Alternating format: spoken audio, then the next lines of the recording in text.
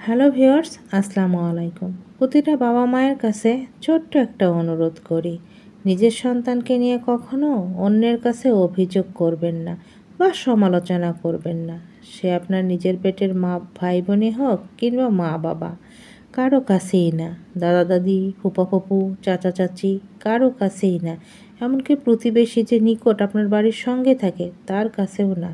একজন সন্তানের জন্য পৃথিবীর সবচেয়ে কষ্টের মুহূর্ত তখনই আসে যখন সে জানতে পারে তার বাবা মা তার নেগেটিভিটি নিয়ে মানুষের সঙ্গে কথা বলে, চাচা চাচি কিংবা প্রতিবেশীদের সঙ্গে, কিংবা কেউ ভালো কোনো রেজাল্ট করছে প্রতিবেশীর ছেলে, তাকে নিয়ে তাকে তুলনা করে।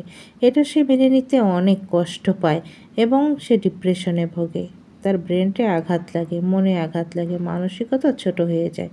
তাই বলছি বাবা মাদেরকে, কখনো সন্তানকে কারো কাছে ছোট করবেন না। তার বাবা মা অন্যের কাছে তার সমালোচনা করুক, সেটা সে কখনোই চায় না, তাও আবার নেগেটিভ। সে তো আরও মানতেই পারে না। কথা বলে তাকে নিয়ে হতাশা প্রকাশ করবে, এটা সে কখনোই চায় না। তার বাবা মা তাকে নিয়ে হতাশা প্রকাশ করুক। আপনি সন্তানের ব্যর্থতা নিয়ে দুঃখ করছেন, হতাশা থাকছেন সেই মানুষটার কাছে, যে মানুষটা অলরেডি তার সন্তানকে নিয়ে হতাশায় ভুগছেন, আপনাকে কি সান্ত্বনা দেবে? সে তো নিজেই একই রাস্তার পথিক।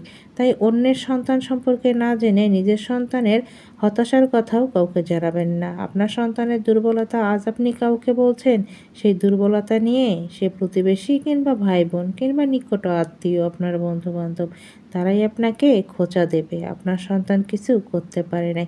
তাই সাবধান, নিজের সন্তানকে অন্যের কাছে কখনোই ছোট করবেন না। তাকে বোঝাবেন, তার সঙ্গে বন্ধুসুলভ আচরণ করেন, তাকে গড়ে তুলুন। কারো কাছে তাকে হেয় না করে তাকে ভালো করার চেষ্টা করুন। চেষ্টা করলে ইনশাআল্লাহ সবই সম্ভব।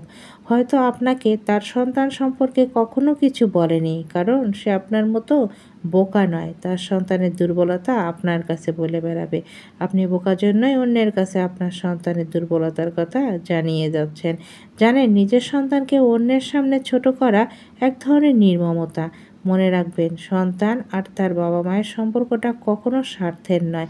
প্রত্যেকটা সন্তানই আলাদা আলাদা, ভিন্ন চিন্তা ভাবনার, ভিন্ন ভিন্ন স্বপ্নের মানুষ। তার স্বপ্ন চিন্তা সবই আলাদা। আপনার চিন্তার সাথে তার মিল হবেই না, এটাই স্বাভাবিক।